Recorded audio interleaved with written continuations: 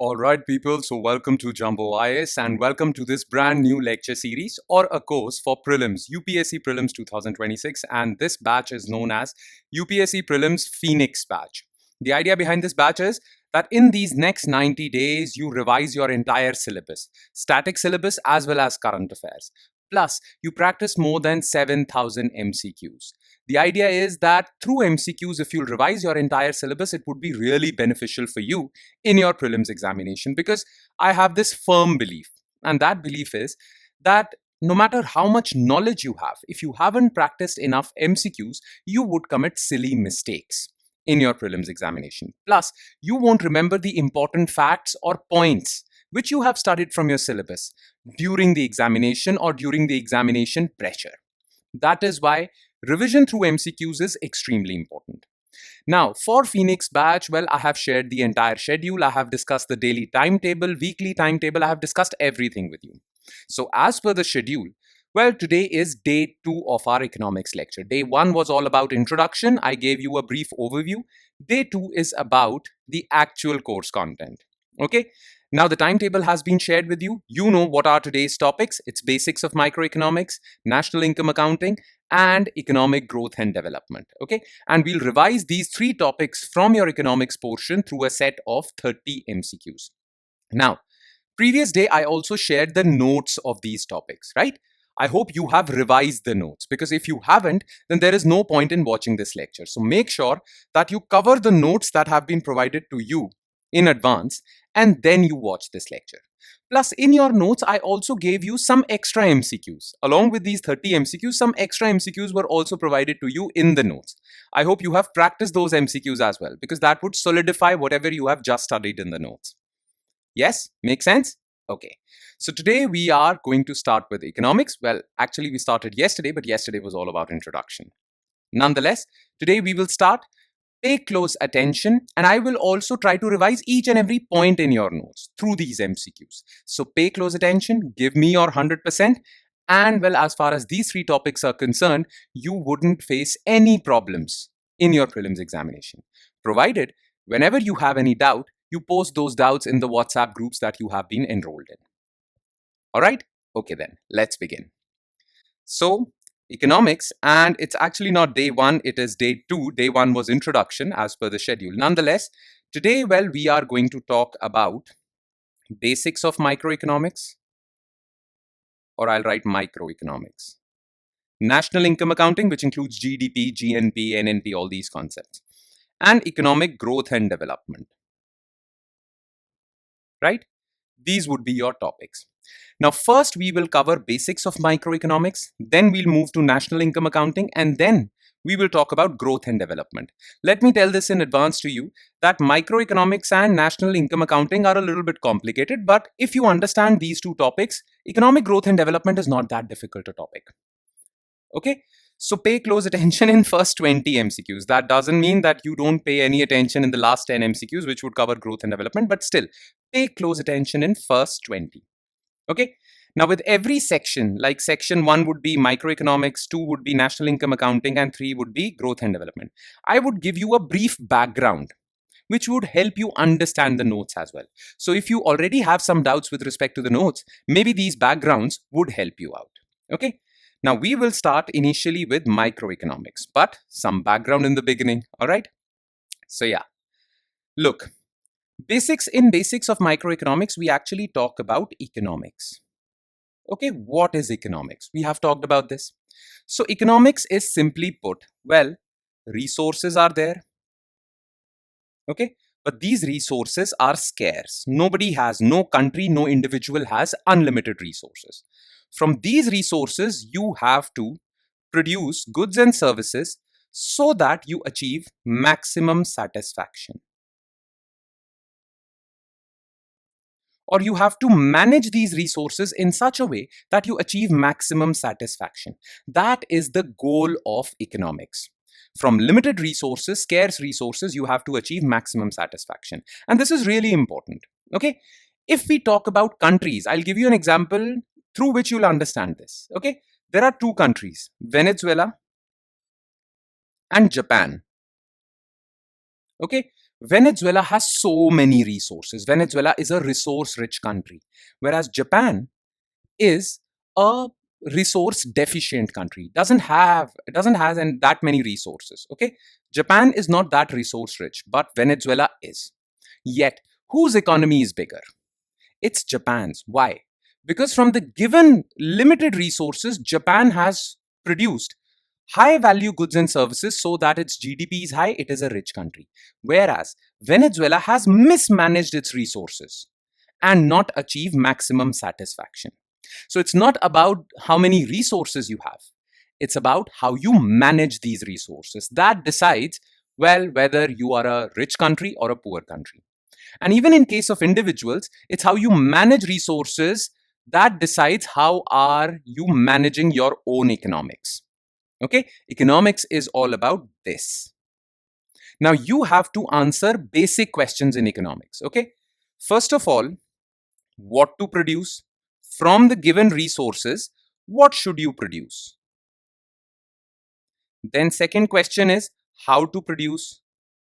Okay, what technology, what factories, household industries, the way to produce. Then the third is how to distribute these goods and services among people. These are some of the basic questions of economics. These are some of the basic questions of resource management, which is nothing but economics. Okay, what to produce from these given resources, which type of good? You have 100 kgs of wood. What will you produce? Will you produce tables or chairs? Or some tables, some chairs, or something else, right? This is what to produce, then how to produce, then how to distribute. Who will get what? Whether it will be based on price or whether government will decide who gets what. In liberal economies, in capitalist economies, price decides who gets what. If you can afford anything, you buy it, you get it. But in socialist economies, government decides who will get what. That is what is written in your notes. Yes, makes sense? So these are the things. This is the brief background, right? There are some more things like market competition, all these things, but I hope you understood them. If not, well, I'll explain it through MCQs. Okay, all right, so let's begin then. So first question, and it's about production possibility set. So first let's read the question and then I'll explain certain things about it, okay? With reference to production possibility set, consider the following statements. It represents all possible combinations of goods and services that can be produced with given resources and technology. Moving from one point to another within this set involves opportunity cost. A change in stock of technological knowledge does not shift the production possibility set. Okay, so what is a production possibility set? You remember, from resources you have to produce goods and services. Yes, let's suppose India only has 100 kg of wood. That's the resource India is blessed with. India has nothing else. Let's suppose this is India's what? Resource stock. Okay, now from this 100 kg wood, India can produce 10 tables. India can produce 10 chairs. India can produce 5 tables, 5 chairs, or 7 tables, 3 chairs, and so on and so forth. Plus, I'm just talking about tables and chairs. Okay, there can be a number of things that can be created from 100 kg wood. Yes, now all these possibilities that can be created from 100 kg wood is nothing but a production possibility set. Okay, so you can either produce 10 tables or 10 chairs and so on and so forth. So this is the possibilities that you have with 100 kg wood. Make sense? Okay. Now, every country's production possibility set depends on its technology level. Okay, if you have a very good technology, there would be very less wastage. Maybe you can produce 20 tables from 100 kg wood. Okay, so your production possibility set depends on your technology level also, the stock of technology. Clear? Now from this production possibility set, you have to choose one. Okay, so either you can choose this or you can choose this. But if you will choose this, you have to give up on the opportunity of getting 10 tables. You understand? If you choose 10 chairs, then you are giving up on the opportunity of having 10 tables or 5 tables, 5 chairs. This would be your foregone opportunity. So if you are choosing 10 chairs, well, you are giving up on 10 tables or anything else. this is known as your opportunity cost. So opportunity cost, well, this is a very important concept, is that cost. It is not actual cost that you give from your own pocket. No. To get something, you have to give up on something else. That giving up on something else is your opportunity cost. Okay. So for example, you have done your MBA. Now you have the option of doing business or getting a job for 1 lakh rupees per month. Now, if you'll choose business, you are giving up on the opportunity of earning 1 lakh per month. So your opportunity cost of choosing business would be 1 lakh per month. You understand this? Make sense? Okay. So this is opportunity cost. Clear? Now let's take a look at the question. Very simple. So it represents all possible combinations of goods and services that can be produced with given resources and technology. Absolutely correct. That's the definition of production possibility set. Okay. Moving from one point to another, from 10 tables to 10 chairs. Within this set involves an opportunity cost. Yes, because you're giving up on 10 tables. Yes. A change in stock of technological knowledge does not shift production possibility set. Absolutely incorrect. Change in technology will change your production possibility set. You understand the point? So the answer to this question would be A, 1 and 2. Okay, simple. I hope many of your doubts got cleared. All right then, let's move on. Next. Which of the following best describes the invisible hand as conceptualized by Adam Smith? Direct government intervention to ensure the welfare of citizens. Unobservable market forces that lead to social benefits through individual self-interest. Bureaucratic difficulties faced by private businesses in a mixed economy. Legal framework that prevents predatory pricing in a monopoly. Okay, now come back to this. What were the basic questions of economics? Economists solve which questions? What to produce, how to distribute. Let's focus on this distribution. Okay, there are two ways of achieving this. Either the government will distribute all these goods and services based on its own logic, or you allow the market to distribute. Okay, and market has two forces: demand and supply. If there is high demand, less supply, then prices would increase. And when prices would increase, only those people who can afford it will get to buy it. You understand the point, right? So distribution gets taken care of. Now, demand and supply are something that you cannot see, you cannot touch and feel. That is why this market, these forces of demand and supply were called invisible hand by Adam Smith. Make sense? Now, what was invisible hand? Unobservable market forces that lead to social benefits. It automatically decides who will get what based on individual self-interest. Yes, the answer is B. Okay, in the first lecture, I'm keeping questions simple so that you can gather some momentum, right? So whenever you have to do something, you warm up first. So these are warm-up questions. Okay, all right. Next, question number 3. Consider the following pairs of goods and their demand characteristics. Veblen goods, demand increases as price increases. Giffen goods, typically high-income luxury products with many substitutes. Inferior goods, demand is inversely related to consumer income. Okay, now you are familiar with law of demand, right? Now what is law of demand? Well, price is inversely proportional to demand. Higher the price of anything, lower its demand. Yes? Now this law of demand works for normal goods. In normal circumstances, this works, always works. But there are certain exceptions. Okay? What are those exceptions? Veblen goods and Giffen goods. Now Veblen goods are those ultra luxurious goods which are bought as a status symbol. Okay? For example, Rolex watch. You know why Rolex watch? There is demand for Rolex watch because it is Rolex. Someone who wears a Rolex watch, well, he shows that he's of higher status. If tomorrow a Rolex watch is given to you at a price of 2000 rupees and everyone knows about it, would you want a Rolex watch? Then any other watch would do. The reason why there is high demand for Rolex watch is because it has higher price. So higher price, higher the demand. A complete violation of law of demand. Veblen goods. Demand increases as price increases. Absolutely correct. Then there are Giffen goods. Giffen goods are ultra inferior goods.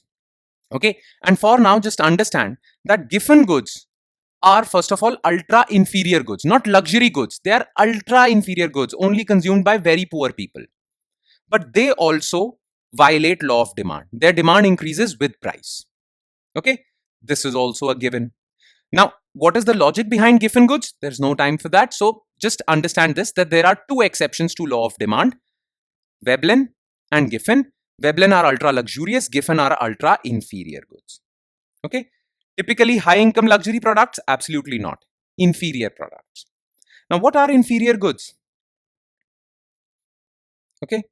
Now, what are inferior goods? Inferior goods are those goods which are generally consumed by poor people. Okay. When you become rich, you stop consuming those goods. For example, a small car. When you will become rich, your demand for smaller cars would decline. So smaller cars are inferior goods for you. You understand the logic, right?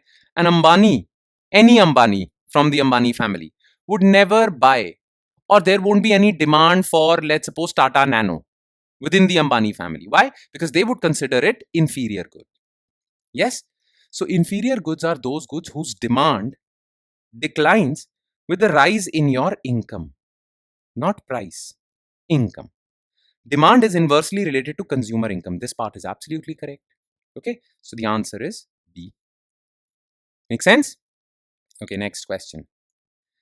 If the price of coffee increases and the demand for tea subsequently increases, these two goods are classified as, okay. Now there are two types of goods, okay? Two categories: substitute and complementary. Substitute goods are those which can be used interchangeably. They are substitutes of each other. You can either use this or that. For example, tea and coffee. Okay. Complementary goods are those goods which will be used together only. Okay. You cannot use one without the other. For example, boot and polish, chalk, duster, all these things. Okay. Now, if the price of coffee increases, naturally by law of demand, its demand would decrease. When coffee becomes expensive, now people would think that it is really expensive to buy coffee. Okay, so let's shift on tea. Yes, people would think that way. So price of coffee and demand for tea are directly proportional. Yes, that would happen. Whereas in boot polish, if the price of polish increases, okay, it would be expensive for people to wear boots also. Demand for boot would also decline because you cannot afford polish for that boot, right? Those shoes. So in complementary goods, price of one is inversely related to demand of other. Yes. So tea, coffee are examples of substitute goods. Simple. Okay. Next. With reference to price elasticity of demand, consider the following statement. If the percentage change in demand is greater than percentage change in price, the demand is said to be inelastic. Demand for necessities is generally price inelastic. Availability of close substitutes makes the demand for a good more elastic. Okay. Now, what is price elasticity? So, let's suppose you increase the price of something by 10%. Its demand decreases because price is increasing, so demand would fall. But the demand falls dramatically by 50%. That means a 10% increase in price would reduce the demand by 50%. An overreaction. Yes, this is an example of elastic. If there is 10% increase in price and the demand only declines by 5%, very small, less than increase in price, this is inelastic.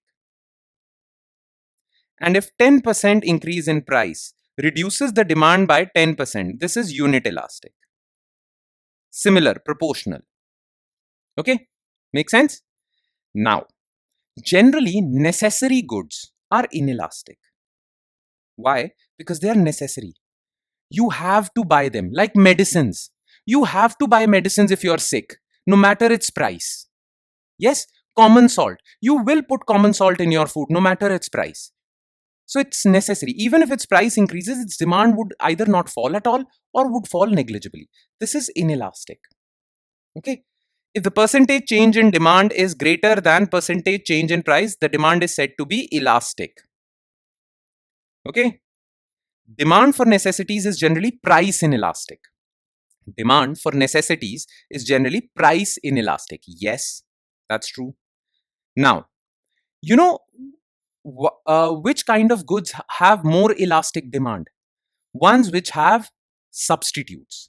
Necessary goods do not have any substitutes. You have to buy them. You have to buy that medicine only. But if there are substitutes available, if the price increases, you would quickly shift to other substitute. So its demand would fall dramatically. So if there are close substitutes available, the demand is generally elastic. Okay. So this, you understand the point. If there are any doubts, do ask them. Okay. Next. Law of diminishing marginal product suggests that total product always falls when more units of a variable input are added. Marginal product initially falls and then rises as more input is employed. Eventually, the additional output from adding one more unit of an input will start falling. Average product is independent of marginal product. Now, I hope you understand what is total product, marginal product, okay, and average product. Clear? Now, you remember this, okay? Output is, let's suppose I have a factory of producing this pen, okay? In that factory, I have to employ labor and some machines, capital, okay? Let's keep capital constant. Now, I'll add labor, okay? I'll add one laborer, then two, then three, then four. With every addition of labor or input, by how much amount my pen production would increase? That is marginal product. So initially marginal product would increase when there are 5 laborers and then I'll add 6th, then more production would be there. But at one point of time, my factory would become crowded. Then when I'll add a laborer, nothing would happen. So the additional output from adding one more unit of an input will start falling eventually. This is law of diminishing. Marginal product would diminish. Diminishing marginal product. Make sense? Clear? Simple? Let's move forward. Okay. In the context of production cost, which of the following statements are correct? Economic cost includes both accounting cost and opportunity cost. Fixed cost can be easily altered in the short run to meet production demands. Economies of scale occur when the average cost decreases as the scale of operation increases. Okay, now listen to me carefully. You know what opportunity cost is? You understand what accounting cost is? When I have to produce this pen, the amount of money that I have to spend is accounting cost. But my choice of getting into this business of producing this pen, I'm giving up on other things. That would be my opportunity cost. Now, economic cost is accounting cost plus opportunity cost. This part is given in your notes very clearly. Simple. Now, there are two types of costs. Okay, fixed cost in a business, variable cost. Fixed cost is that remains fixed in short run. Okay, like for example, your cost of buying land for your factory, setting up plant and machinery, that is fixed. But what is variable? Well, if you increase your production, more raw material would be used, more laborers would be hired. That is variable cost. So in the short run, well, your fixed cost remains fixed. Yes, in the long run, you will add another factory. So your fixed cost would increase. But in the short run, variable changes, fixed remains fixed. So fixed cost can be easily altered in the short run? No. That is variable cost. Now, what is economy of scale? Let's suppose I produce 100 of these pens. Okay. To produce one pen, my cost is 5 rupees. To produce one pen. And then I sell it at 10 rupees at a profit of 5 rupees. Okay. Now this 5 rupees is my average cost. You know, there is this concept called economy of scale. Economy of scale says that when you increase your production level from 100 pens to 1000 pens, your average cost comes down. That is why big corporations earn more profit per product, because when they increase the scale of their production, their average cost comes down. Yes. This is economy of scale. Economies of scale occur when average cost decreases as the scale of operation increases. This is also correct. The answer is 1 and 3. Make sense? Okay. All right. Let's move forward. Yes. Match the market structure with its defining characteristics. Perfect competition, you know the definition, I hope. Small number of firms control market. Monopoly, many sellers with no barriers to entry and identical products. Oligopoly, single seller with no close substitutes. Okay. Now, what is which? So, what is perfect competition? Well, there are many sellers. Okay. No entry barriers. Anyone can become a seller. And they are selling identical products, or we call them homogeneous products. That is PC. Then there is monopolistic competition, which is there are many sellers, but the products are not identical, they are differentiated. Okay, different products. Okay, differentiated basically. Like there are tea sellers who are selling identical tea. Then there are people who some sellers are selling Tata tea, some Brook Bond red label. So that is monopolistic competition. Okay. Then there is, well, oligopoly. Oligopoly says that there are not many sellers, few very big sellers. 5 companies, but they dominate the entire market. That is oligopoly. And monopoly is single player. So perfect competition is 2, monopoly is 3, and oligopoly is 1. A. Okay, you understand market structures now. All right. So question number 9. During the contraction phase of a business cycle, which of the following typically occurs? So what is a business cycle? Okay. Well, business cycle is something like a sine curve. Okay. This is expansionary phase. This is contractionary phase. Now, what happens during a contractionary phase in a business cycle? Well, during expansionary phase, what happens is production increases, employment also increases, because if you will increase your production, you will hire more and more laborers. So this is a good phase. Okay. Contractionary phase is that phase in which production level declines. Factories are getting shut down. Production level declines, employment also declines. Okay, employment declines. Now, if in a business cycle, if all companies are going through contractionary phase, well, this leads to recession in an economy. And when all companies are going through expansionary phase, this leads to boom in an economy. The economy is growing, right? So this is very simple. And this question is also very simple. During contractionary phase, economic output decreases, unemployment, not employment, unemployment increases. Yes, so it is pretty straightforward. This question is pretty easy. Okay, it's B. Next. Consider the following statements regarding economic analysis. Analysis done by economists. Okay. Positive economic analysis evaluates the desirability of economic mechanisms. Normative economic analysis is value-free and focuses on likely outcomes. Macroeconomics studies the economy as a whole using aggregate variables. Okay. Now, this is very important. I am sure some of you might find this confusing while reading it from the notes provided by us. Okay. Now, look, economic analysis can be of 2 types. Basically, economics as a subject can act like science, pure science. Okay. And can also act like humanities or social sciences. Now, in science, we all know physics, chemistry, biology, mathematics. Well, things are 100% true, or basically, these things are value free. If this will happen, this will happen. If there is gravity, so there is gravity. Okay. If positive and negative charge attract each other, that is the gospel truth. Clear? Now, basically, science deals with right and wrong. Social sciences deal with good and bad. Well, if positive and negative charge attract each other, that is the truth. Is it good for people or bad for people? That is that is an absurd question. Okay. Whether gravity is good or bad, that is something philosophical. Science doesn't deal with philosophical questions. But in economics, well, you deal both kinds of questions. Okay. So if price will increase, demand will decrease. This is a law. Okay. This is a scientific fact. Clear? But is poverty good? Is government expenditure good?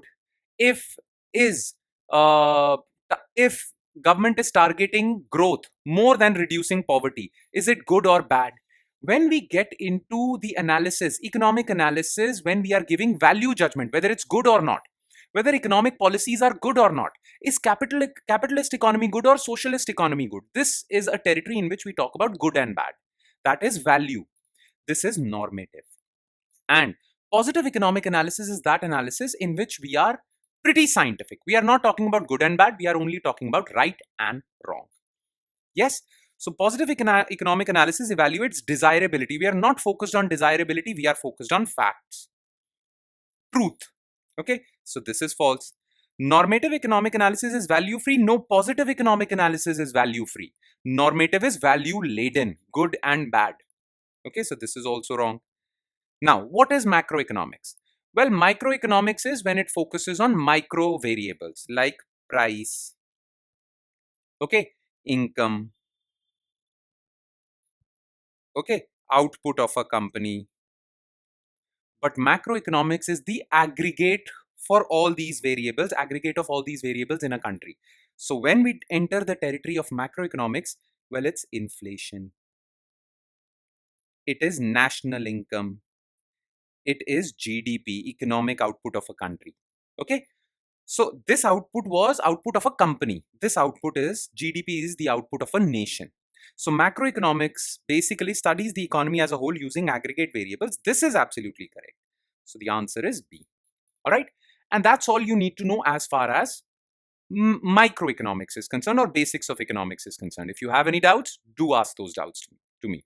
Okay. In the WhatsApp groups, of course. Now we'll move on to section 2. And in section 2, we'll be talking about national income accounting, basically macroeconomics, GDP and all. So let's go to this, okay, with question number 11. With reference to domestic territory of a country in GDP estimation, which of the following are included? Indian embassies and consulates located in foreign countries, foreign embassies and military bases located within political boundaries of India, fishing vessels and oil rigs operated by residents in international waters where the country has exclusive rights. Okay, now listen to me very carefully. What is GDP? Total value of final word is important, goods and services produced in the domestic territory of a country in a specific period of time, generally an year.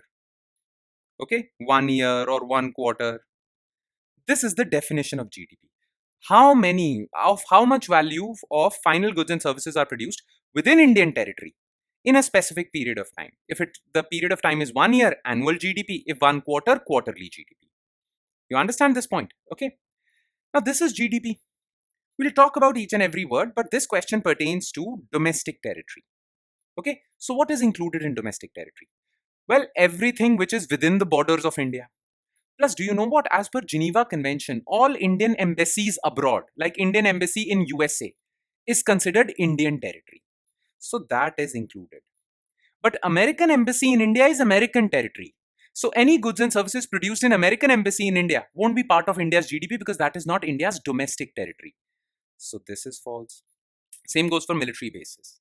And yes, Indian fishing boats, Indian ships in international waters is India's domestic territory. So this is included. The answer is C. All right, simple. Okay. Now let's talk about final goods. Okay. Now what is GDP? Total value of final goods and services produced in the domestic territory of a country. Okay, in a specific period of time. Now what do you mean by final? Suppose India produces this one piece of bread in 1 year. That's it. Okay. India produces this one bread, which is around 100 rupees in 1 year. Yes. So India's GDP will be 100 rupees. Okay. Now to produce this bread, basically we took wheat, which was 40 rupees. So India produced 40 rupees of wheat. Then all these bread manufacturers, these laborers, did something with this wheat and created bread. So they added the value to this wheat of 60 rupees and you finally get bread. Clear? That's how things work. Okay. This is 60 rupees is the labor put in. and 40 rupees is the raw material. Now this wheat is intermediate goods. Bread is final goods. Now in GDP estimation, we include only final goods. We don't cater to intermediate goods. You know why? Because the price of wheat is already included in bread. So if you'll count intermediate goods separately, you'll say GDP is final good plus intermediate good, 140. You'll be counting this wheat twice because the price of wheat is already included in bread. That is why in GDP we only cater to final goods. Make sense? Okay. So remember this part. Intermediate goods are included in GDP estimation. False. Final goods undergo further stages of transformation before reaching the consumer. No further transformation occurs. Wheat is intermediate because further transformation is occurring. From wheat, it is being created into bread. But bread is not undergoing further transformation. So this is also false. Intermediate goods are excluded from GDP estimation to prevent double counting. This is absolutely correct. So the answer to this question is C. Mind you, we are just focusing on easy questions. In the first couple of days, I'm trying to keep MCQs easy for the warm-up phase, okay? But things would get difficult from then onwards. So brace yourself, okay? All right, so this is question number 12. Next, question number 13. Consider the following statements regarding economic variables. Okay, a stock variable is measured over a specific period of time, such as a year. GDP and gross investments are example of flow variables. Wealth and foreign exchange reserves are considered stock variables. Okay, now listen to me very carefully.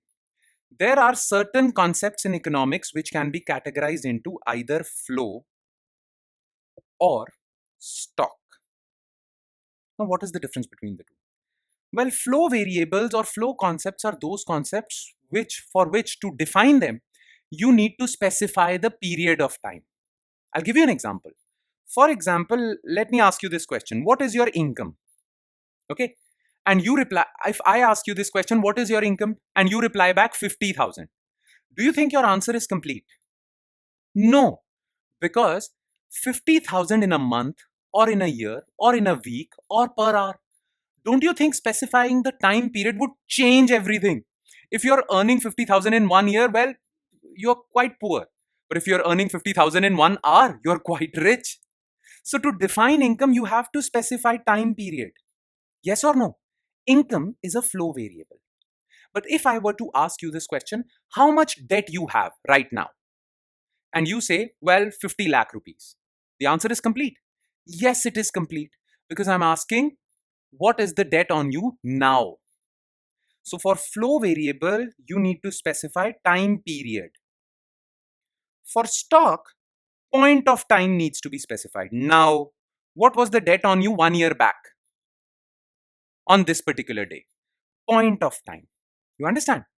Now, there are many examples of flow variables. Income is one, rent, monthly rent, yearly lease. GDP, remember the definition of GDP in a specific period of time. Gross investment. These are all flow variables. What are stock variables? Well, total foreign exchange reserves in India, total wealth. What is your total wealth? And you'll say 5 crore. The answer is complete over here. Okay. So stock variable is specific period of time. No, flow is. GDP and gross investment, flow variables. Yes. Wealth and foreign exchange are stock variables. Absolutely correct. The answer is B. Make sense? Yes? Okay. Next. In the expenditure method of GDP calculation, the equation is GDP is equal to C plus I plus G plus X minus M. What does I mean? This is a very straightforward question. Let me explain it very quickly. Okay. Remember this formula. GDP is equal to C plus I plus G plus X minus M. C stands for total private consumption expenditure. I stands for total private investment in India. G stands for government expenditure. That can be consumption or investment both, but government. X stands for exports. M stands for imports. And X minus M stands for net exports. Yes, these four things contribute to India's GDP or any country's GDP. So I stands for private investment expenditure, including residential construction. B. All right, make sense?